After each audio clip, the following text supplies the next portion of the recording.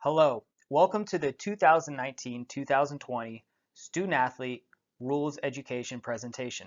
My name is Tim Lansky, Associate Athletics Director for Compliance at San Diego State.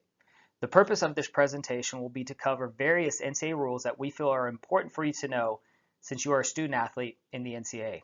Let's begin. The Compliance Office at San Diego State University has 5 full-time employees, which are displayed on the screen, and 2 interns.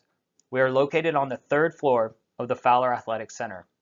Kelly Giblin is our Assistant Athletics Director and will oversee rules education and waivers.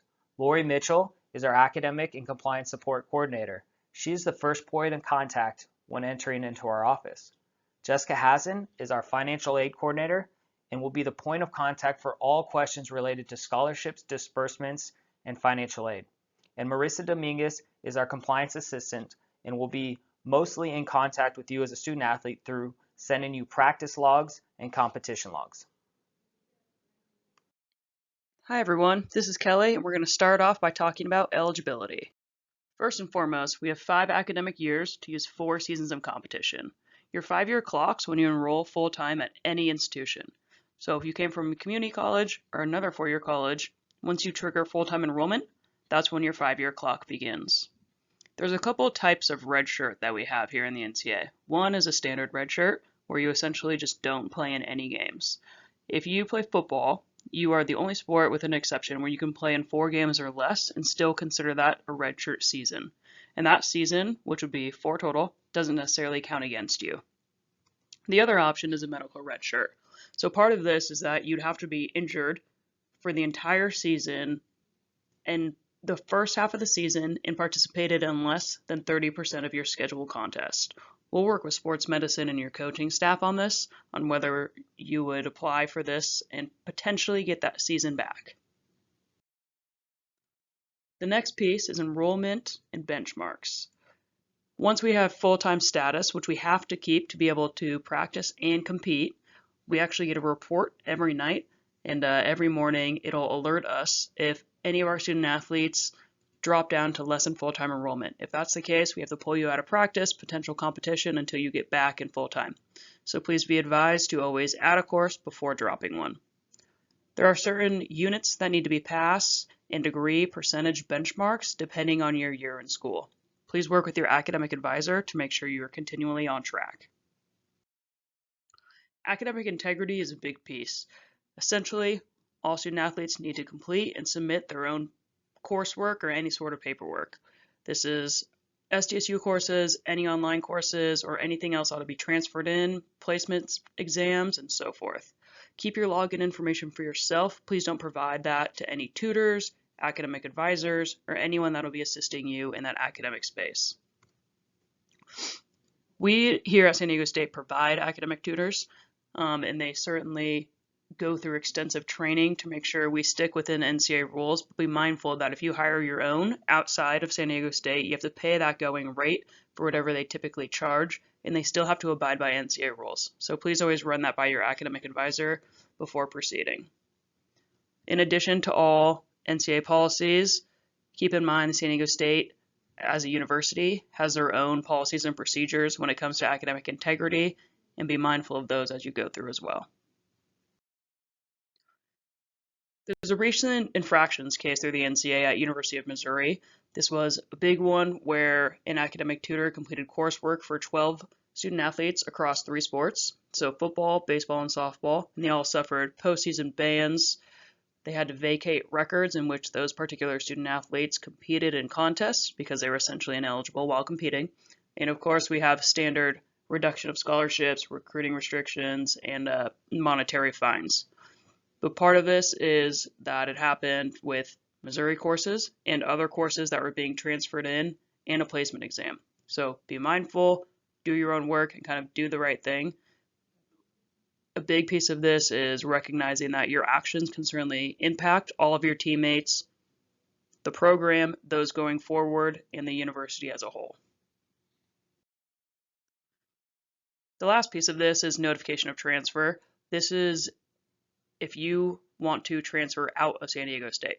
So the NCAA has built an online database where you essentially would review our notification of transfer policy, which will be always live in your FrontRush account.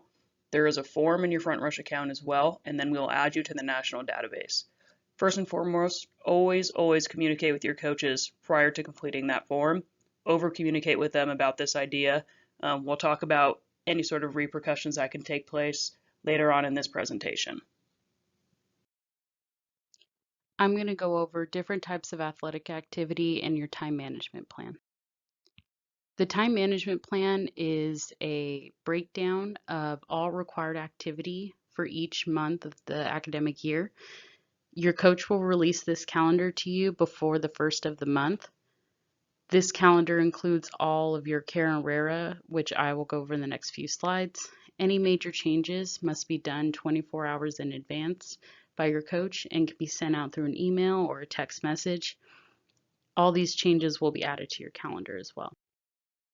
The first type of activity is countable activity. Some of these examples include practice, weights, film. During your preseason,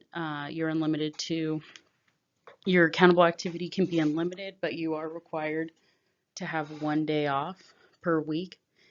During the academic year, if you're in season, you can practice up to 20 hours a week. Each day you cannot exceed 4 hours a day, and you're required to have 1 day off per week.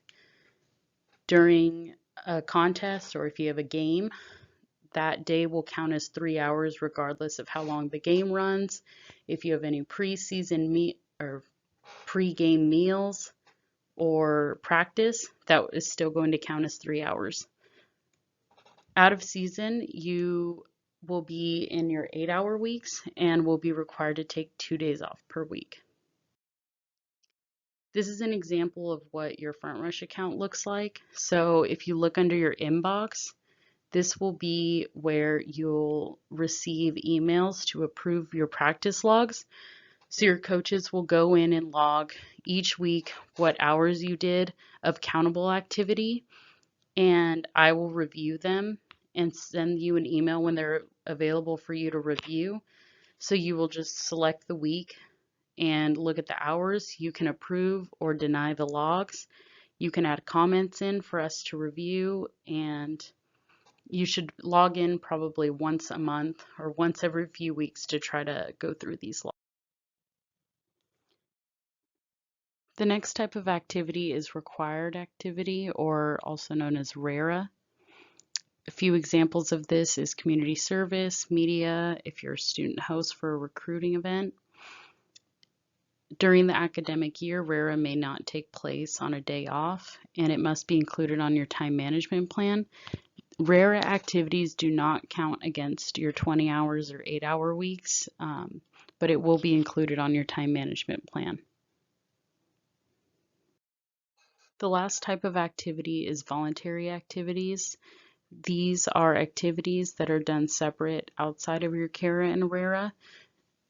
Voluntary activities must be at the request of the student athlete. You can reach out to your strength coach and they can be present or do a workout with you, but the workout cannot be reported back to your coach, and there cannot be a reward or punishment for student athletes who attended this practice. If you watch film or do have a practice and your coach is present, that would make the activity countable in your 20 hours. In this next section, we are going to review extra benefits as well as highlight institutions that have reported violations in these areas. An extra benefit is a benefit that you receive because of your status as a student athlete. Typically, these benefits are not benefits that the general student body have access to. On the screen are examples of schools that recently reported violations of extra benefits at their institution. Extra benefit violations oftentimes carry fairly significant penalties for both the student athlete and the institution. Penalties for the student athlete oftentimes include loss of eligibility, suspensions, and repayment of the value of the benefits. For the institution, penalties can include vacation of victories, as well as postseason bans and probation. At the bottom of the screen are examples of often reported extra benefits. These examples were a part of the 4 cases you see on the screen.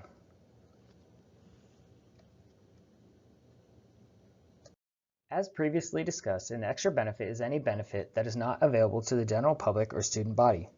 Extra benefits include free or discounted service or items. An example of this would be that if you attended or went to a local restaurant and received a 15% discount because you had your athletic shirt on, that could be considered an extra benefit. However, if you went to that same restaurant and received 15% off because you were just a general SDSU student and showed your red ID, that would not be an extra benefit. Being a student athlete, you will have access to 4 complimentary tickets to each home competition and away competition that you compete in. These tickets will be issued through the complimentary pass list and should not be sold or traded for any items of value. Doing so would constitute an extra benefit violation.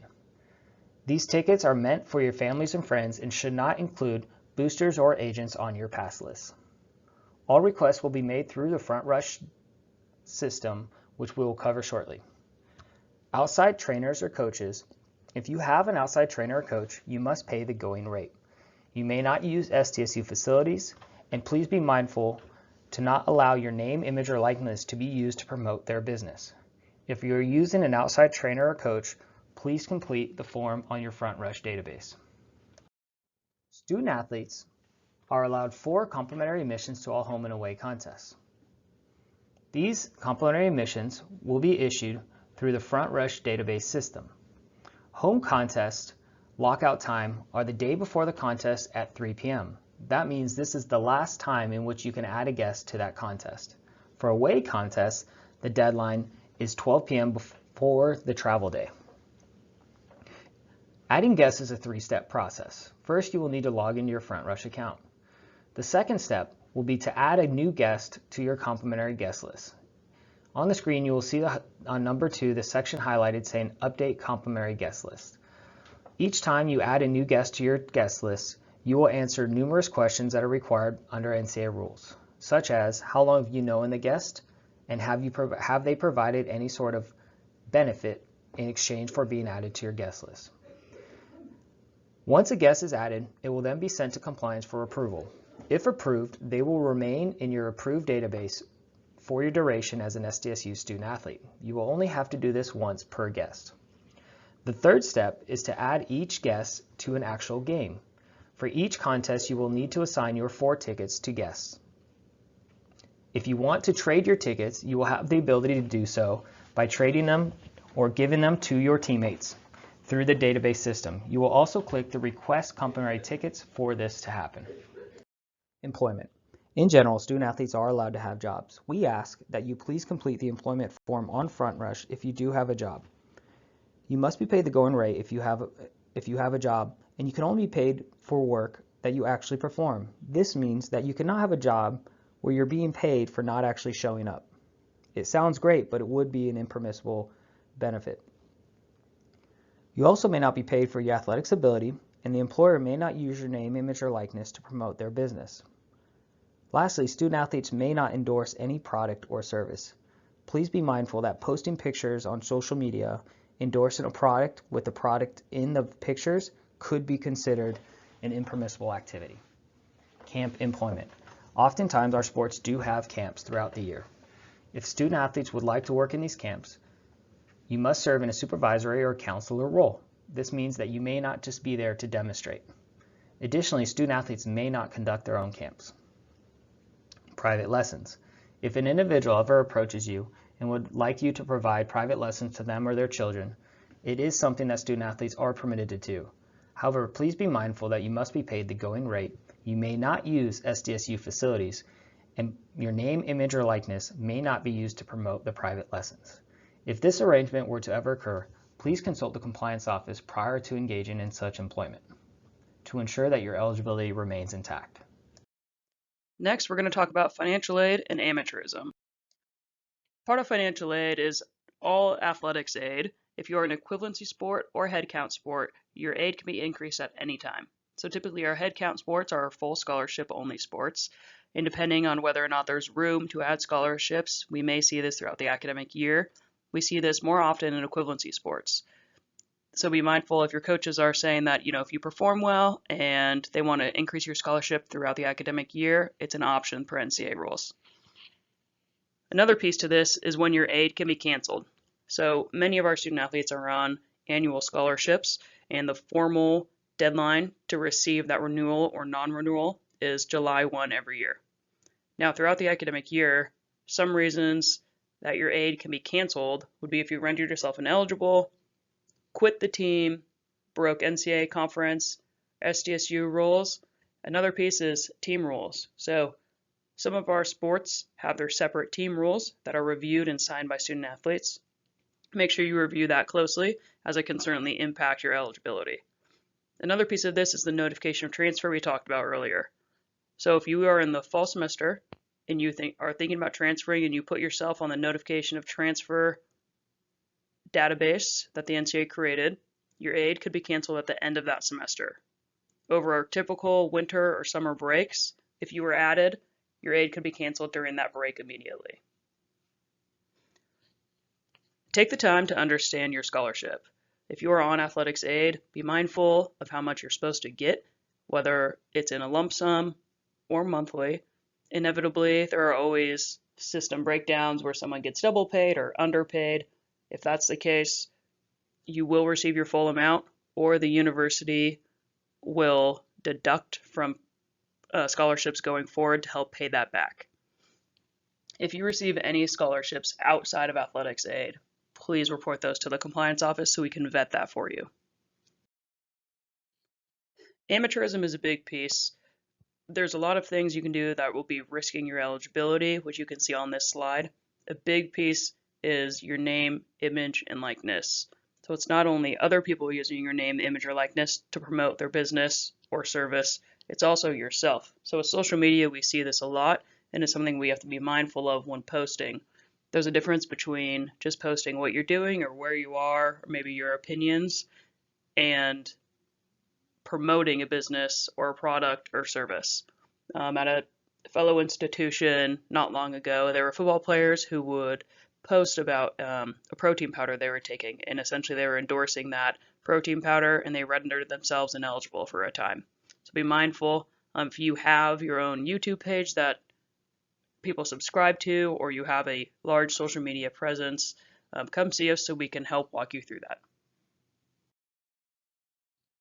Outside competition is a big piece for many of our Olympic sports. In basketball, you can only participate during the summer, and we'll go over that with you again in the spring. A lot of our team sports use this. Be mindful of competing on a team during the academic year. It can only take place during official vacation periods. And then soccer and volleyball can start competing on outside teams beginning May 1st.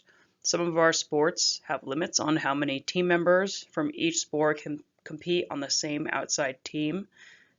Be mindful you cannot wear any SDSU uniform, whether it's current uniform or past uniforms, and San Diego State coaches should not be providing any coaching during that time.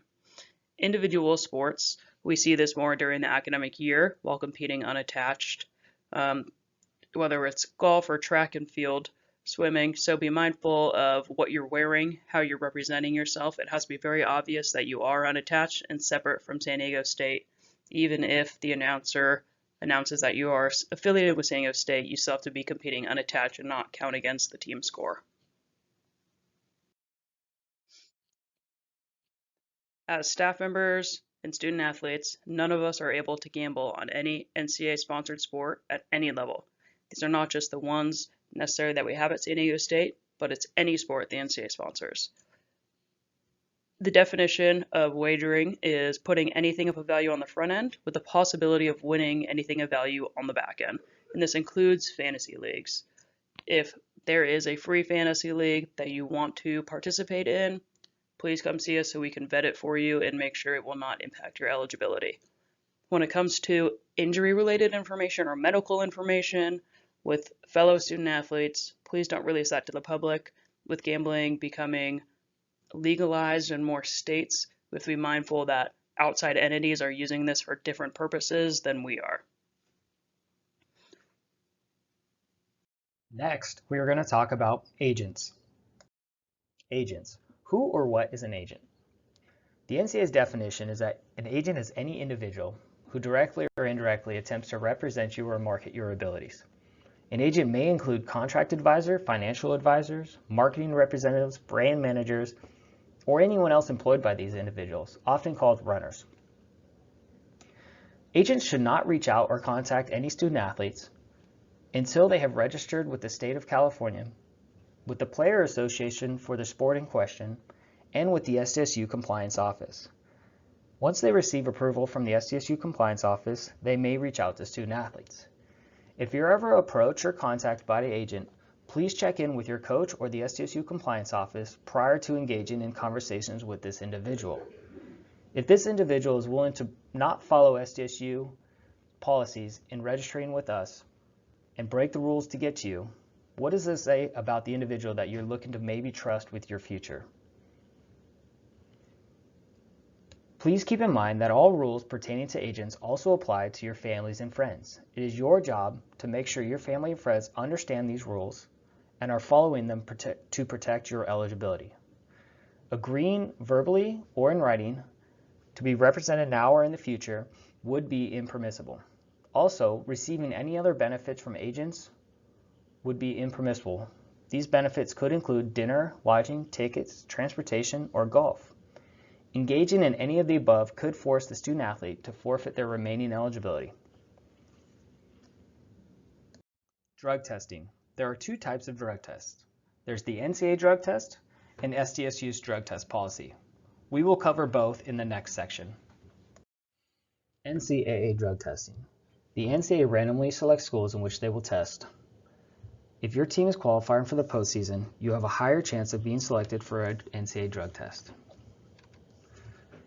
There are two types of penalties for NCAA drug tests. The first is performance-enhancing drugs. For performance-enhancing drugs, the penalty is a 1-year, 365-day suspension and a loss of season. This means that you would not be able to use that season as a redshirt year. For street drugs, the starting point is a 50% suspension of your next season. Please make sure that if you're taking any prescription medicine, that sports medicine is aware of the prescription and has a copy of the prescription on file. Some prescription medicines do show up as banned substances on NCAA drug tests. If the prescription is not on file with the sports medicine office, the NCAA will consider that a failed test. Also, if you plan on taking any supplements, such as protein or dietary supplements, that you have verified with the sports medicine staff that this supplement is okay to take. While the sports medicine staff does not have the ability to tell you that there are no banned substances in that protein, they can tell you the likelihood of a risk of a failure, whether it be high or low risk. SDSU drug testing policy. San Diego State Athletics Department randomly selects student athletes multiple times a year for drug testing. The SDSU drug testing policy is a 4-strike policy.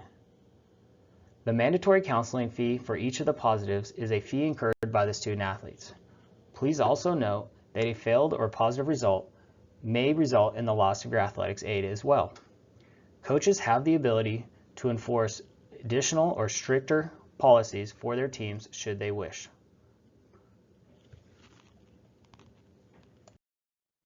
The next topic we're going to cover is recruiting visits. There are two types of recruiting visits, an official and an unofficial visit. Both should sound familiar since you were once a recruit as well, but an official visit is paid for by SDSU, where an unofficial visit is paid for by the recruit. For an official visit, a coach may assign a student athlete to be the student host for that visit. If you're selected as a student host, you may be provided cash allotment for each day of entertainment. This cash should not exceed $75 per day. All entertainment on these visits should occur within 30 miles of campus. Entertainment may include activities such as Padres games, bowling, or going to the movies. You may also use this cash to purchase food should you need to. This entertainment money should not be used for any other student athletes or to purchase any souvenirs for the prospect. A recruit's visit to campus should not be publicized, so please be mindful of what is being posted on social media. The recruit may post activities on social media, but all student athletes and coaches and staff should not be the ones doing so. If you have any questions, please feel free to contact the compliance office. This slide should look familiar as it is a screenshot of your Front Rush inbox. Under My Inbox at the top of the screen, anytime there's an item listed under My Inbox, these are items that you are expected to complete. For instance, in this screenshot, athlete contact info is a form that was sent to the student athlete that should be completed. This is also where you will find your preseason forms and practice logs.